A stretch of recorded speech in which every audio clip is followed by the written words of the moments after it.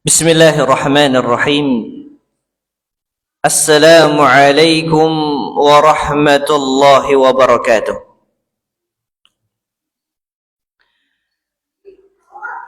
Alhamdulillahi ala ihsanih wa syukru lahu ala taufiqihi wa amtinanih. Ashhadu an la ilaha illallah wahdahu la syarika lahu ta'ziman li sya'nih. وأشهد أن محمدا عبده ورسوله الداعي إلى رضوانه صلوات الله وسلامه عليه وعلى آله وصحابته ومن تبعهم بإحسان إلى يوم الدين وسلم تسليما مزيدا وبعد. معاشر المسلمين jamaah rahimani wa rahimakumullahu jami'an. Kita bersyukur kepada Allah Azza wa Jal di tempat yang Allah Subhanahu wa ta'ala berkahi ini, di salah satu rumah daripada rumah Allah Subhanahu wa ta'ala, kita dapat berkumpul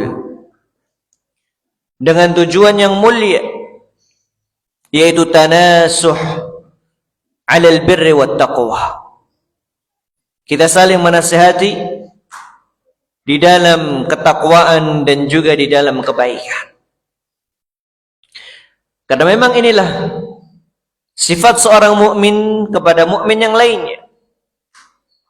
Sebagaimana Nabi kita alaihi salatu wassalam beliau bersabda, la yu'minu ahadukum hatta yuhibba li akhihi ma yuhibbu li nafsihi. Tidaklah sempurna iman kalian sampai kalian mencintai apa yang ada pada saudara kalian sebagaimana kalian mencintai pada diri kalian sendiri. Artinya ketika kita menginginkan kebaikan, maka kita pun juga ingin kebaikan tersebut ada pada diri orang lain. Oleh karenanya, ma'asyiral ahibba jamaah rahimani wa rahimakumullah, kita niatkan dengan niat yang ikhlas lillahi ta'ala. Kita duduk di majlisul ilm guna untuk mendapatkan ridha Allah Subhanahu wa ta'ala. Salawat serta salam kita haturkan kepada Nabi kita yang mulia, Nabi kita Muhammad sallallahu alaihi wasallam. Semoga kita termasuk orang-orang yang senantiasa berada di atas sunnah beliau, sunnah yang dapat menyelamatkan kita semuanya. Sebagaimana Imam Malik rahimahullahu ta'ala beliau mengatakan, as-sunnah huwa safinatun najah, bahwa sunnah adalah kapal yang dapat menyelamatkan kita semua. Maka ma'asyiral ahibba al-fudhala rahimani wa rahimakumullah, kita berusaha untuk mempelajari sedikit demi sedikit ayat-ayat daripada Al-Quranul Karim, dan kita berusaha untuk mengamalkan ayat-ayat tersebut pada kehidupan kita. Kaidah yang akan kita bahas pada kesempatan kali ini melanjutkan daripada 50 kaidah yang bersumber daripada Al-Quran untuk jiwa dan juga kehidupan. Kita sudah sampai pada kaidah yang ke-12, di mana kaidah ini terdapat dalam salah satu ayat yang sering sekali kita dengarkan, apalagi kalau sudah masuk bulan Syawal jemaah. Hampir setiap momen ayat ini selalu dibaca di sana, yaitu kaidah yang disebutkan di dalam surah Al-Hujurat ayat yang ke-13. Allah Subhanahu wa ta'ala berfirman, ya ayyuhan nas inna khalaqnakum min dzakarin aw untha waj'alnakum syu'uban wa qabaila lita'arafu inna akramakum indallahi atqakum innallaha alimun khabir. Ayat yang sering sekali jamaah kita dengarkan, kita simak, dan ayat ini tanpa kita sadari kita sudah hafal. Kenapa? Karena seringnya ayat tersebut kita dengarkan. Cuma yang menjadi permasalahan, ayat ini cuma dibaca sampai firman Allah Subhanahu wa taala lita'arafu. Apa artinya? Kita baca terlebih dahulu. Ya ayuhan nasu, wahai manusia, inna ja'alnakum, sesungguhnya kami jadikan kalian, min dzakarin au untha, ada yang laki-laki, ada juga yang perempuan. Waja'alnakum syu'uban wa qabaila lita'arafu, dan kami jadikan kalian dalam bangsa-bangsa dan juga berkabilah-kabilah, tujuannya satu, lita'arafu, agar kalian saling mengenal. Dan tatkala kalian saling mengenal, disinilah kaidah yang penting yang harus kita faham, yaitu apa? Inna akramakum indallahi atqakum, bahwa di antara kalian yang paling mulia di sisi Allah Subhanahu wa taala adalah orang yang paling bertakwa di antara kalian. Ini yang paling mulia. Bukan tatkala kita mengenal orang lain akhirnya malah menyombongkan diri. Bukan malah tatkala kita mengenal bangsa yang lain kita katakan, oh bangsa kita lebih berjaya, bangsa kita lebih lebih kaya dibandingkan bangsa yang lain. Itu semuanya tidak dapat dibawa tatkala kita meninggal dunia. Tetapi Allah Subhanahu wa taala mengingatkan kepada kita semuanya, kalau kalian pengen menjadi orang yang paling bertakwa, orang yang paling mulia, maka di antara kalianlah orang yang paling bertakwa. Kemudian Allah katakan, innallaha alimun khabir, sesungguhnya Allah Subhanahu wa taala. Nah, ma'asyiral ahibba al-fudala rahimani wa rahimakumullahu jami'an. Di sini atau ayat ini menunjukkan betapa pentingnya makna dari ketakwaan. Oleh karenanya disebutkan dalam sebuah hadis yang diriwayatkan oleh sahabat Abi Sa'id Al-Khudri radhiyallahu taala anhu, Nabi kita alaihi salatu wassalam, beliau bersabda, la tusahib illa mu'minan, janganlah kamu berteman kecuali orang yang beriman. Maksudnya apa?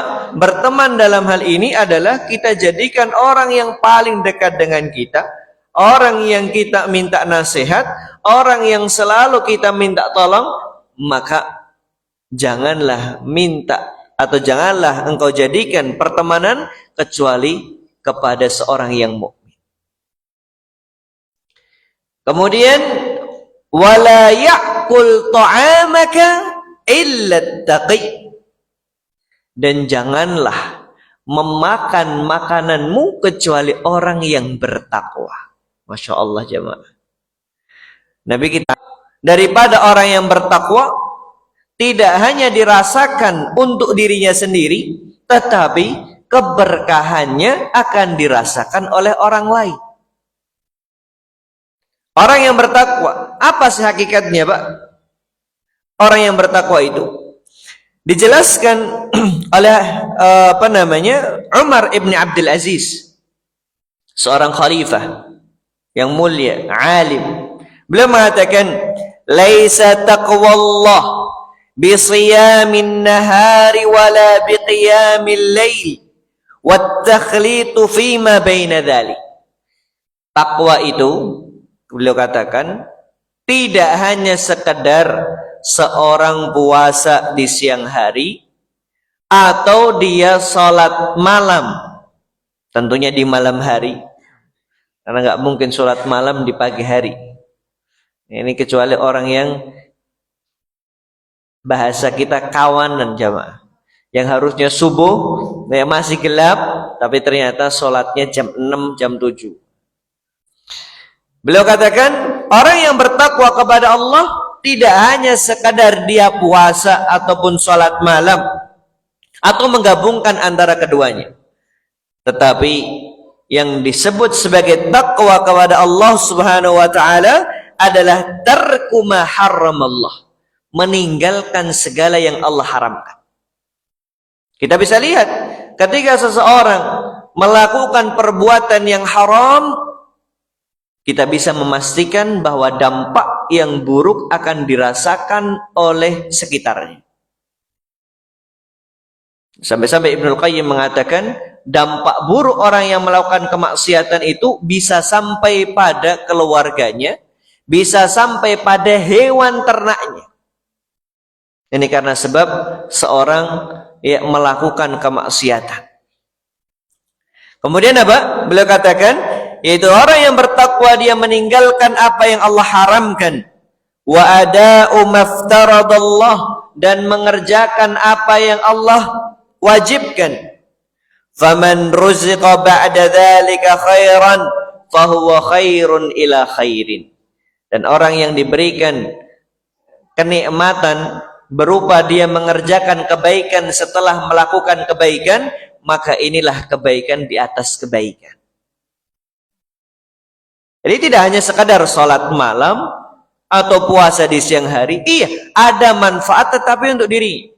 Tetapi makna takwa secara umum adalah menjalankan perintah Allah dan menjauhi larangannya, maka inilah dampak dari ketakwaan pada diri seorang hamba. Maka sekali lagi jamaah, Rasul mengatakan, la ya'kul ta'amaka illa taqi. Kalau kita mengundang, maka coba dilihat orang-orang yang bertakwa di antara mereka. Dan ketika kita mengundang mereka, mereka tahu hak apa yang perlu dilakukan kepada saudara yang telah memberikan makan. Di mana Nabi kita alaihi salatu wassalam, beliau mengajarkan apabila kita diundang untuk memakan makanan daripada saudara kita, kita diperintahkan untuk mendoakan kebaikan kepada sahibul bait. Apa doanya jemaah? Allahumma at'im man at'aman wasqini man saqani. Ya Allah, berikanlah makan kepada orang yang telah memberikanku makan, dan berikanlah dia minum kepada mereka yang telah memberikanku minum. Masya Allah. Inilah orang yang kemudian memahami hakikat. Oh, Rasul mengatakan atau Rasul mengajarkan kita untuk mendoakan mereka. Inilah ciri-ciri orang yang bertakwa. Nah, kemudian ma'asyiral ahibba al-fudala rahimani wa rahimakumullahu jami'an. Kita akan melihat bagaimana dahulu di zaman Rasul sallallahu alaihi wasallam orang-orang menganggap bahwa kemuliaan yang dimiliki oleh seorang hamba adalah tatkala mereka memiliki harta yang banyak. Dan sifat tersebut tidak hanya ada pada zaman sekarang jemaah, tapi sudah ada contohnya dari Rasul sallallahu alaihi wasallam. Sebelum datangnya Islam, kita lihat bagaimana mereka menganggap bahwa orang yang paling mulia di antara mereka adalah tatkala mereka memiliki nasab yang paling mulia, yang paling tinggi. Atau bahasa kita, ya, darahnya warna biru jemaah. Darah biru. Kemudian apa? Mereka bahkan kalau kita lihat di sana ada yang mengunggulkan antara bani ini dengan bani fulan. Dan ketika di zaman Rasul sallallahu alaihi wasallam, daripada orang yang paling mulia dari bangsa Arab adalah bangsa Quraisy. Sehingga mereka dijadikan tokoh sentral antara kaum Arab di zaman tersebut. Bahkan dari kalangan Quraisy sendiri terdapat perbedaan strata di antara mereka. Bagaimana kita lihat ada Bani Adi, ada Bani Hashim, kemudian Bani Abdul Manaf, dan seterusnya. Ya, yang mana mereka berlomba-lomba menganggap bahwa mereka lebih mulia daripada Bani yang lainnya. Sehingga jamaah, salah satu sebab yang disebutkan para ulama sejarah, kenapa? Padahal Rasulullah SAW, ya beliau adalah seorang nabi yang Allah utus dari kalangan bangsa Quraisy. Harusnya mereka berbangga dan kemudian masuk ke dalam Islam.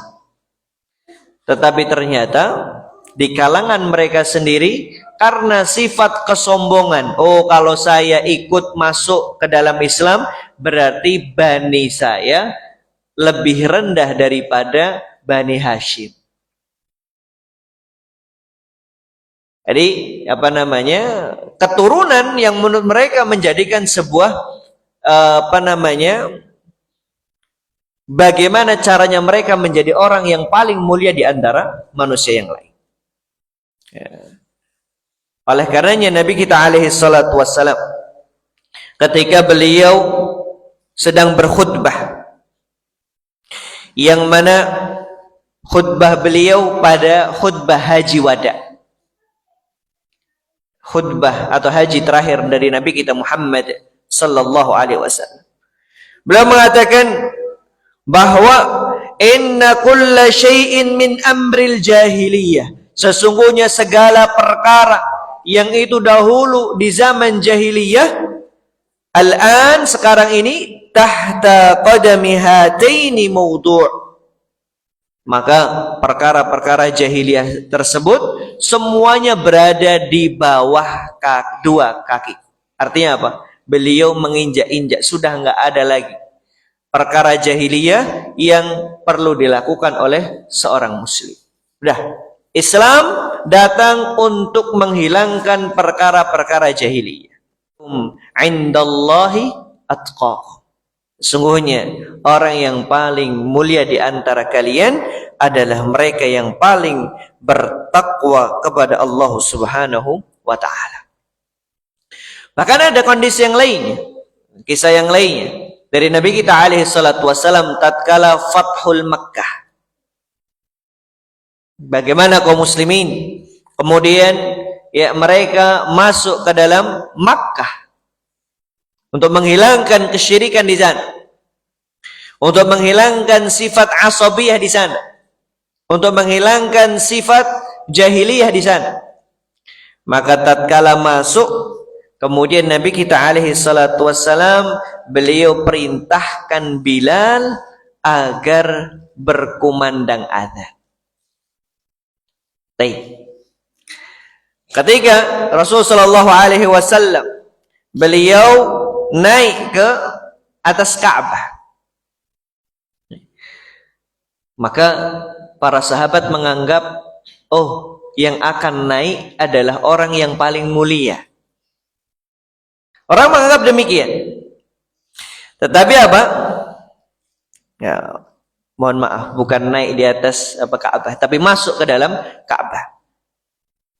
Maka orang-orang menganggap bahwa yang akan ikut bersama Rasulullah SAW adalah sahabat-sahabat yang mulia atau orang-orang yang dahulu dipandang sebagai orang yang mulia di antara para sahabat Rasulullah SAW.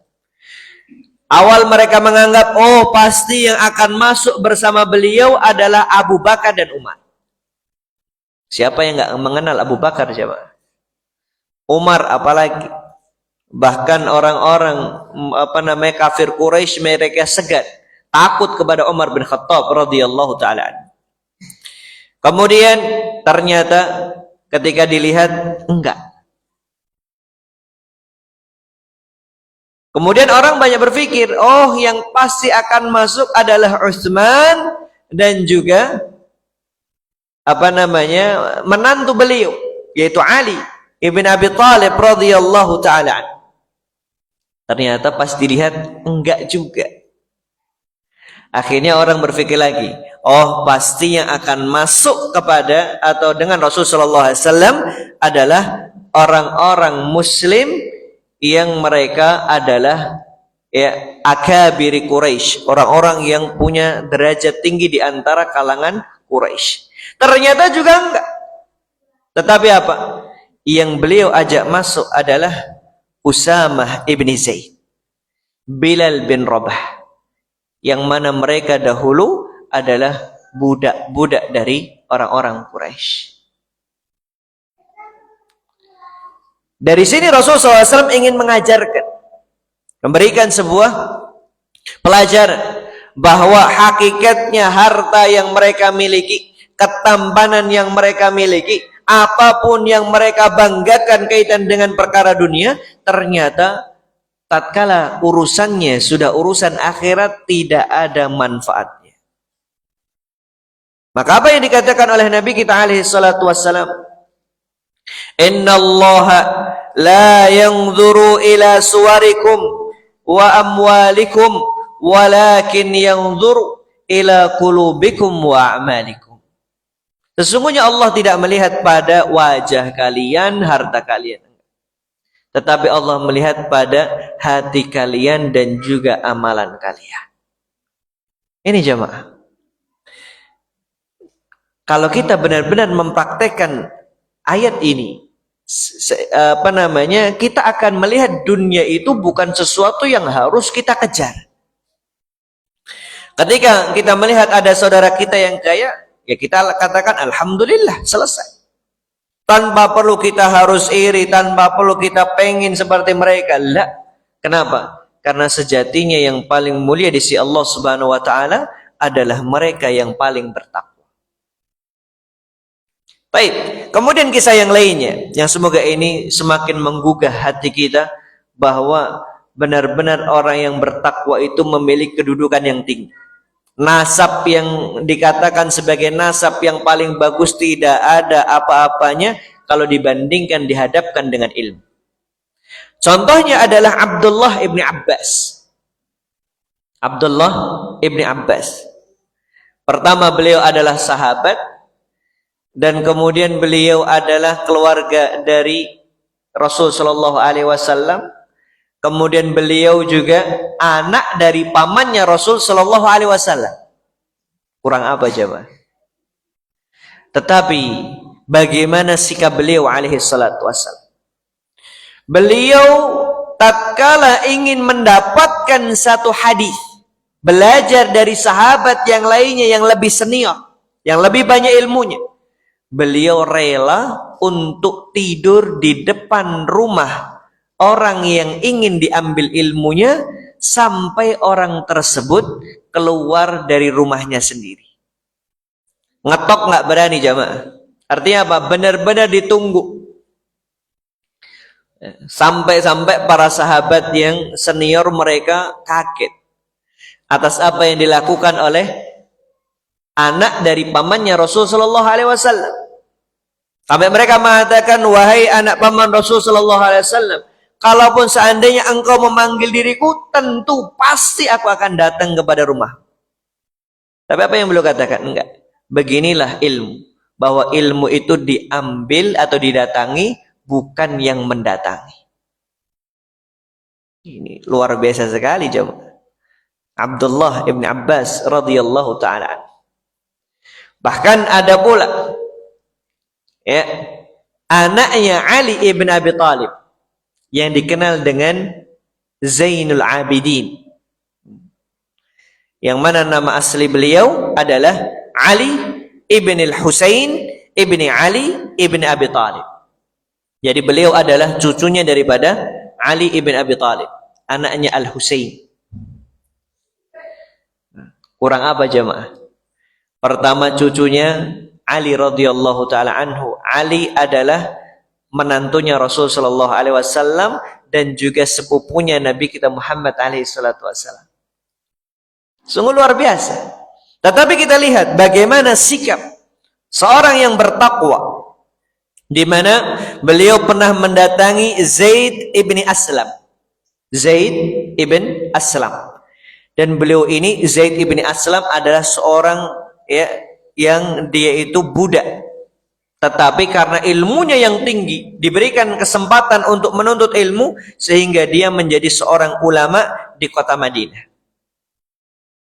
Walaupun budak, tetapi karena sebab ilmu agama, Allah tinggikan derajatnya. Dan apa yang dilakukan? Ketika beliau melihat Zaid ibn Aslam, maka beliau duduk menunggu Zaid ibn Aslam memberikan ilmu.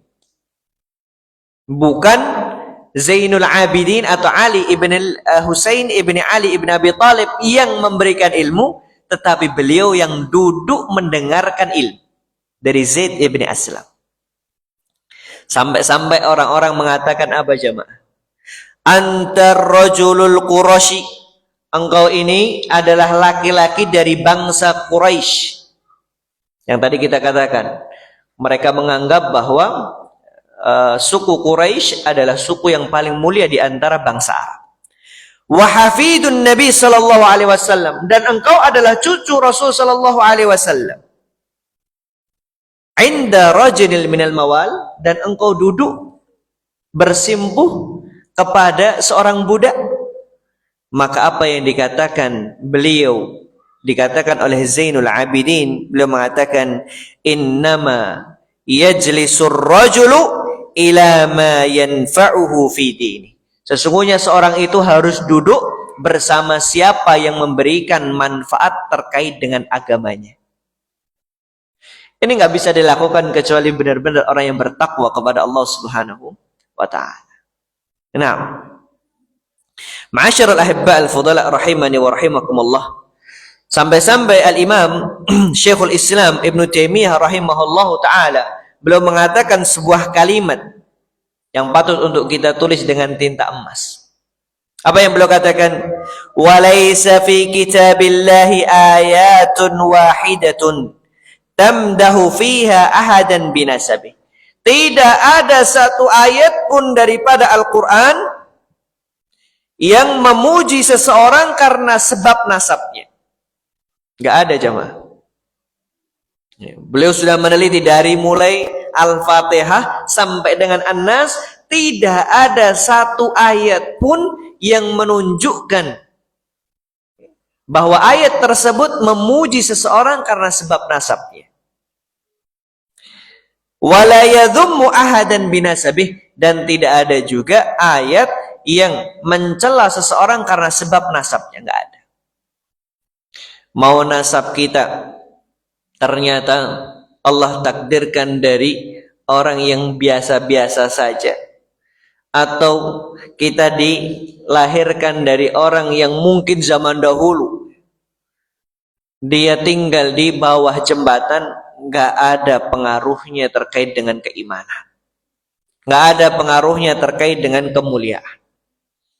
Kemudian beliau katakan wa innama yamdahul imana wat taqwa, akan tetapi ayat-ayat di dalam Al-Quran memuji seseorang karena sebab keimanan dan juga ketakwaan. Wa yadhummal kufra wal fusuq wal isyan, dan sedangkan ayat-ayat Al-Quran mencela karena sebab kekufuran, karena sebab kefasikan, dan karena sebab kemaksiatan. Maka inilah gunanya jamaah kita membaca Al-Quranul Karim beserta dengan maknanya, kita mentadaburinya, ternyata di sana demikian adanya. Kita akan dipuji setinggi-tingginya karena sebab ketakwaan dan keimanan, bukan karena sebab nasab ataupun harta.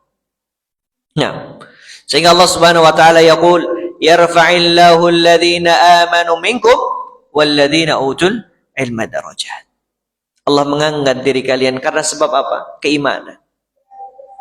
Dan juga orang-orang yang mereka diberikan ilmu beberapa derajat.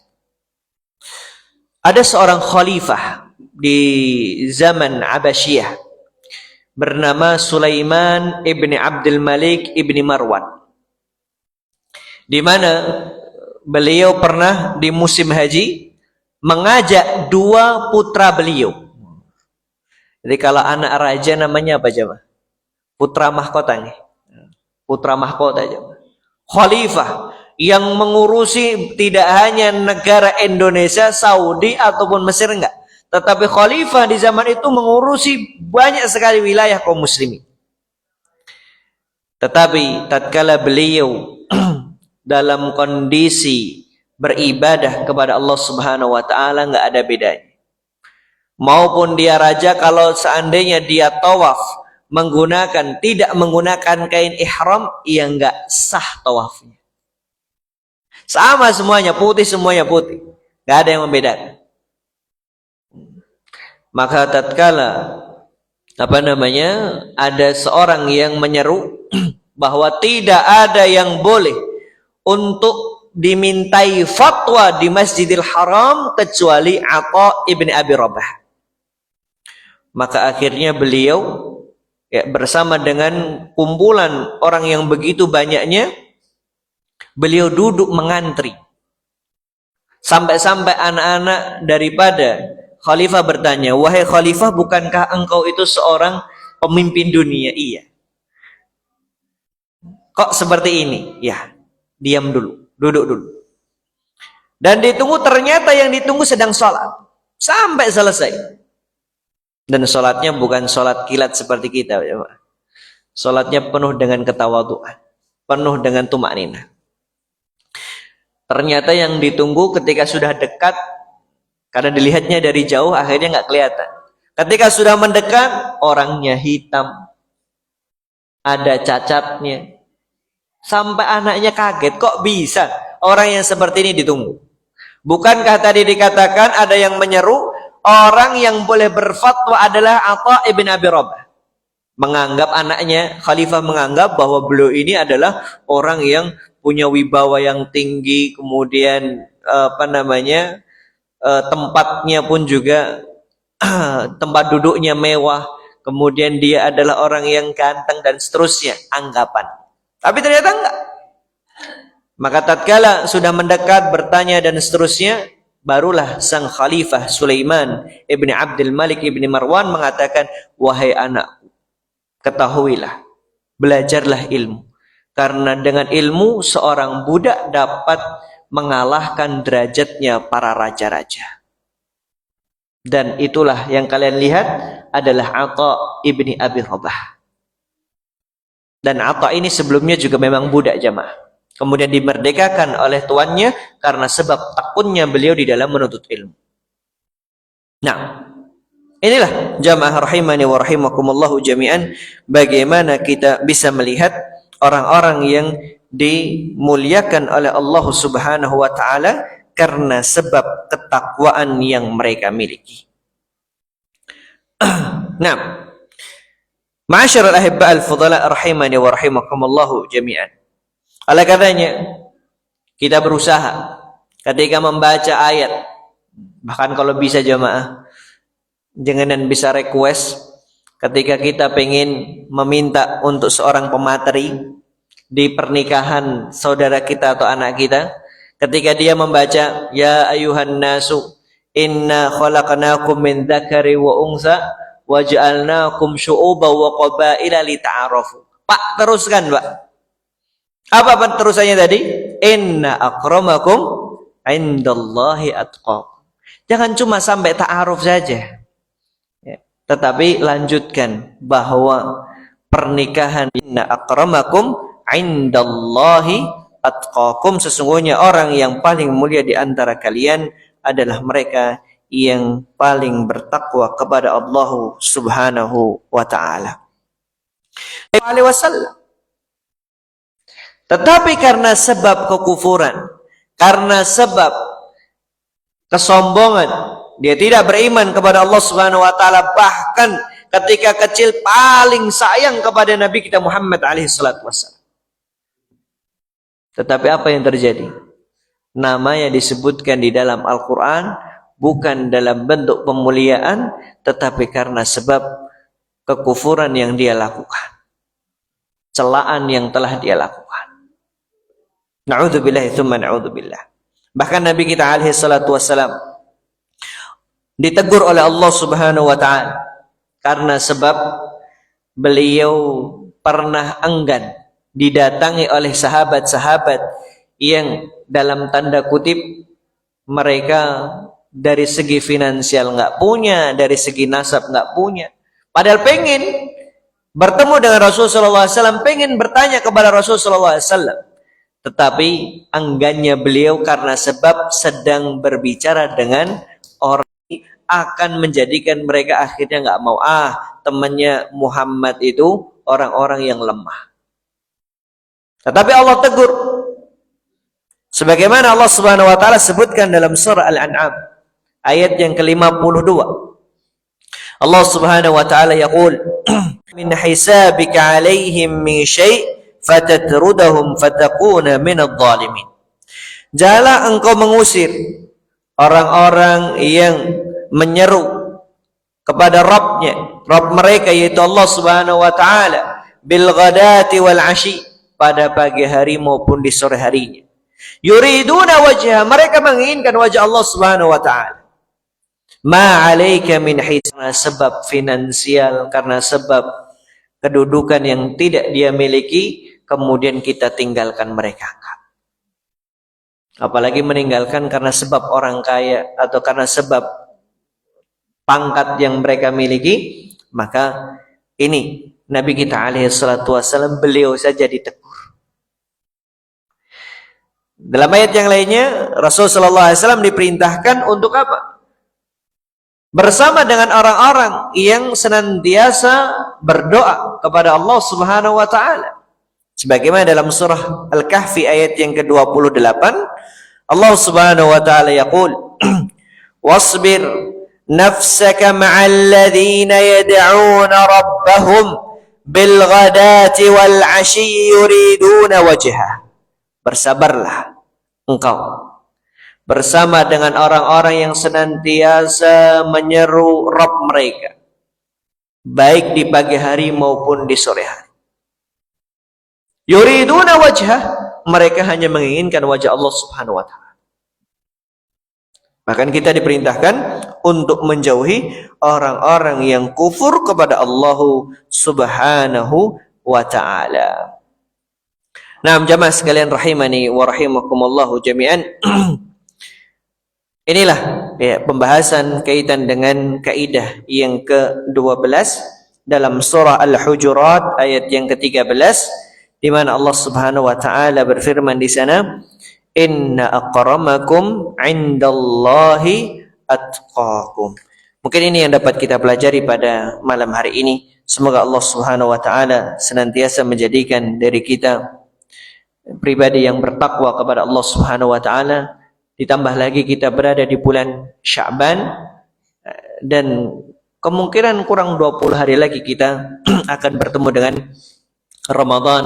Allahumma balighna Ramadan, Allahumma balighna Ramadan waj'al imanana wa a'malana fi Ramadan. Semoga kita termasuk orang-orang yang menjalankan, masyaallah. Nggih, Pak.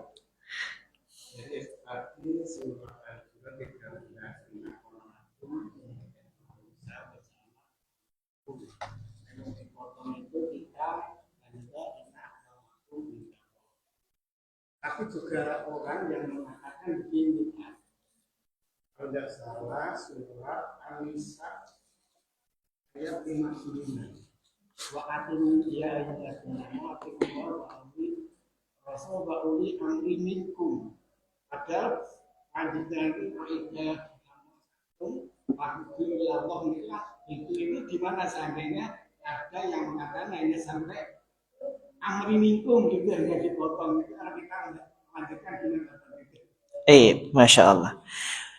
Memang di dalam memahami Al-Quran kita tidak bisa memahami dengan apa yang kita ketahui dari terjemahannya saja.